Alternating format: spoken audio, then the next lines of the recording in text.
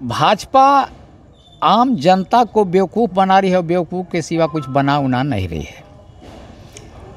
अपने लोग जो नादानी का परिचय दे रहे हैं, बेवकूफ़ी का परिचय दे रहे हैं, उन लोगों से मैं पूछना चाहता हूं कि तुम हिंदू सिर्फ हो चुनाव के लिए।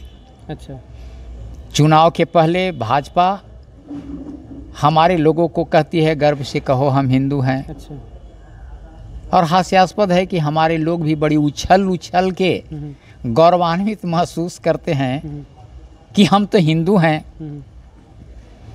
लेकिन अपने लोगों से पूछना हम चाहते हैं कि जब सरकार बन जाती है भाजपा की तो कहीं दलितों पर अत्याचार होता है, कहीं आदिवासियों के सिर पर पेशाब किया जाता है, कहीं गौ हत्या के नाम पर दलितों की हत्या कर दी जाती है, कहीं बारात निकलने पर जब घोड़ी से लोग निकलते हैं तो उनके साथ मारपीट किया जाता है, उसकी हत्या कर दी जाती है।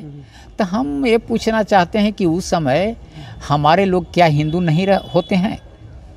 तो चुनाव में वो भाजपा कहती है कि आप हिंदू हैं, लेकिन चुनाव के बाद जब सत्ता में आ जाती है वही भाजपा, तो वही फिर समझने लगती है कि तुम हिंदू नहीं, तुम पिछड़ी जाति से हो, तुम अति पिछड़ी जाति से हो, तुम दलित जाति से हो।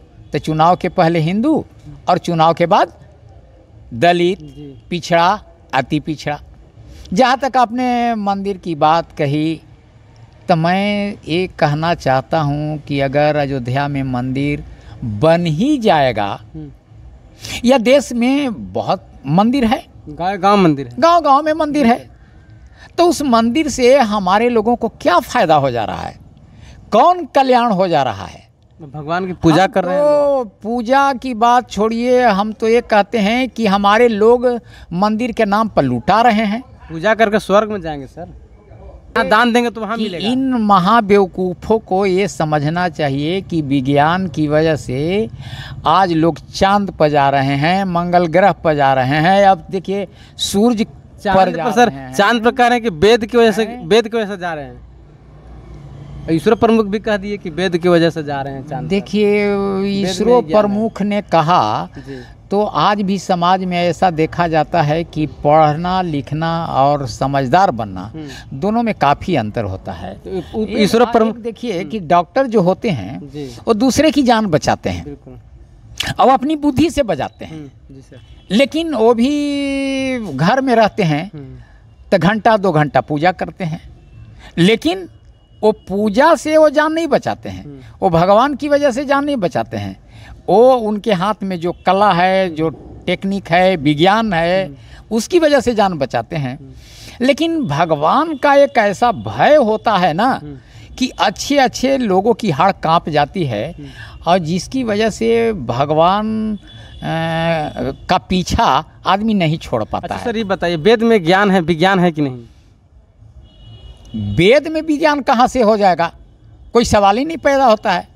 तो कह तो रहे हैं कि वेद से चांद पर जा रहे हैं। अब तो सवाल है कि जो झूठ का बाजार बनाकर और अपना नकली माल बेचा करता है, उसी प्रकार से जितने हमारे धर्म ग्रंथ हैं, चाहे वेद हो, चाहे पुराण हो, चाहे उपनिषद हो, चाहे मनु स्मृति हो, ये झूठ का बाजार है और इसको बेचना है उनको।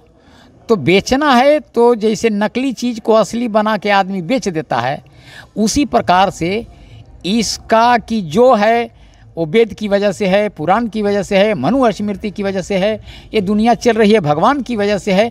तो झूठ का बाजार में ये सब सामान अपना बेच रहे हैं और जो नासमझी लोग हैं वो खरीद रहे हैं, अब इसी रास्ते पर चल रहे हैं।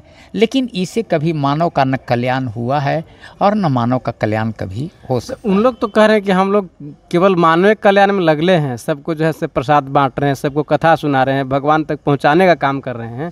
तो सब कह रहे हैं मानव कल्याण में, मानव कल्याण के नाम पर उन लोग छल रहे हैं। मानव कल्याण के नाम पर इसलिए छल रहे हैं कि राम मंदिर का शिलान्यास हुआ तो वहाँ पर राम मंदिर में भी जब शिलान्यास हुआ था, अभी तक द्रौपदी मुर्मू अयोध्या नहीं आई है। देखिए, संसद का जब शिलान्यास हुआ, संसद का, राष्ट्रपति को आप अंधविश्वासी कह दिए। सर क्यों नहीं कहेंगे, राष्ट्रपति होना एक अलग चीज़ है और अंधविश्वासी तो कोई भी आदमी हो सकता है ना। वो पद से थोड़ी मतलब है कि राष्ट्रपति है तो अंधविश्वासी नहीं हो सकता है। अंधविश्वासी इसलिए मैंने कह दिया कि राष्ट्रपति का उम्मीदवार की घोषणा जब हुई थी द्रौपदी मुर्मू की, तो सबसे पहले हो जाके एक मंदिर में, जबकि आदिवासी को मंदिर से मतलब नहीं रहता है, लेकिन वो मंदिर में गई थी और मैंने देखा कि वो मंदिर में जो बैल नहीं होता है, बसा बैल, वो जाके लिपट जाती है, मंदिर में झाड़ू लगाती है।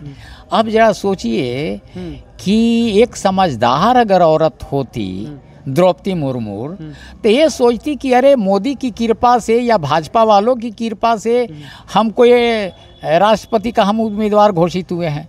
वो समझने लगी कि भगवान की कृपा, इसी भगवान की कृपा से हमको उम्मीदवारी घोषित कर दिया गया और इन्हीं की कृपा से हम राष्ट्रपति बन जाएंगे, और बन भी गई। तब तो उसके दिमाग में तो है कि भगवान की कृपा हो गई। तो इसको भारतीय संविधान का कोई रोल नहीं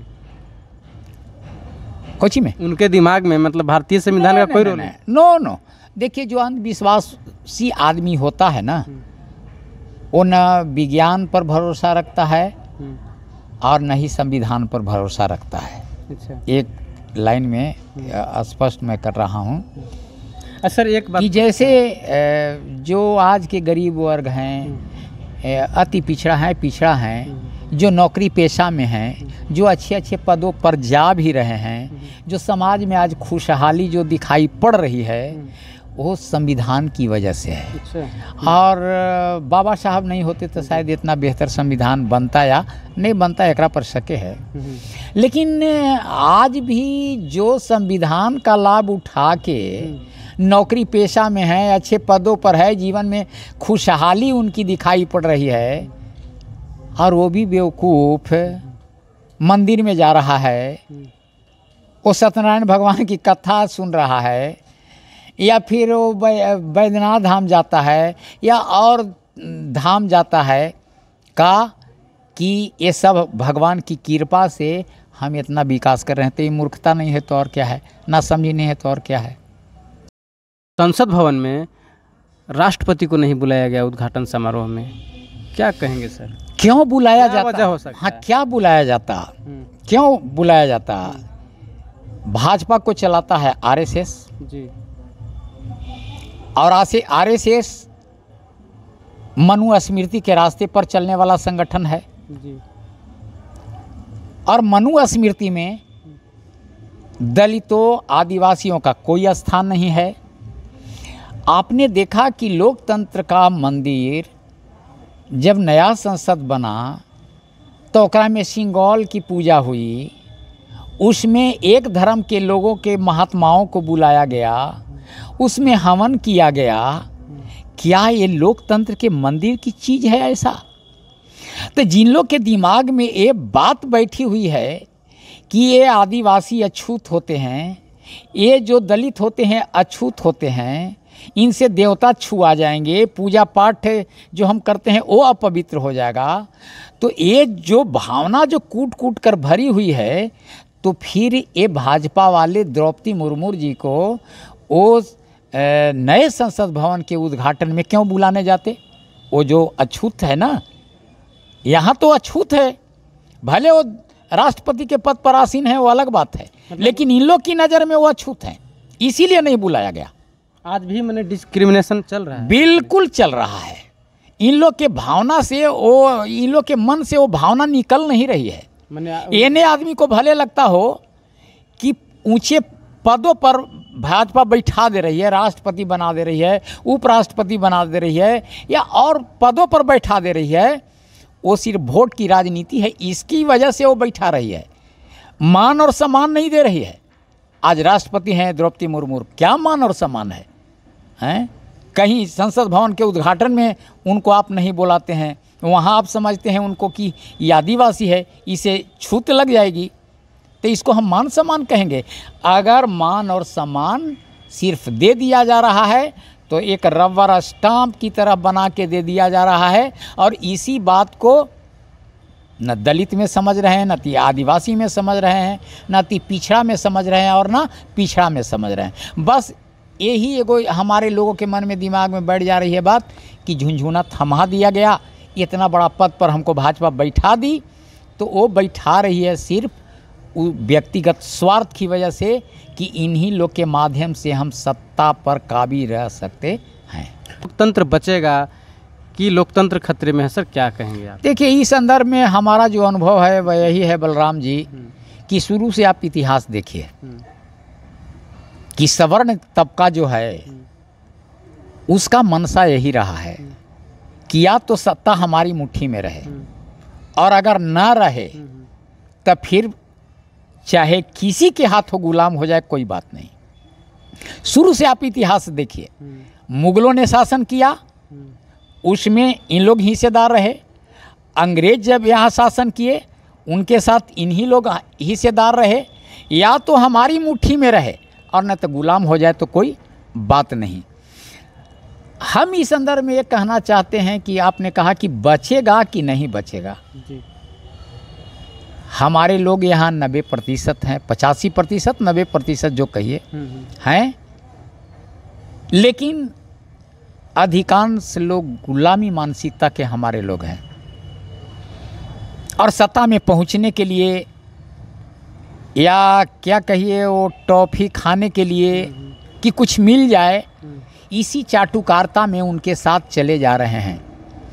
अन्यथा अगर 85 और 90% हमारे लोग पूरे देश में गोलबंद होकर और एक अलग सरकार स्थापित करें, लेकिन जगदेव बाबू की शहादत के बाद आज हमारे ही लोग राग तो अलापते हैं जगदेव बाबू का, लेकिन सब उन्हीं की चाटुकारिता करने में लगे हैं। लेकिन ये 85 या 90% लोग गोलबंद अगर हो जाए तो हमारे लोगों के हाथ में सत्ता भी आ जाएगी, हमारे लोग राज भी करेंगे। साथियों, नेशनल जनमंच को सब्सक्राइब करें, साथ ही बेल आइकन की घंटी को बजाएं।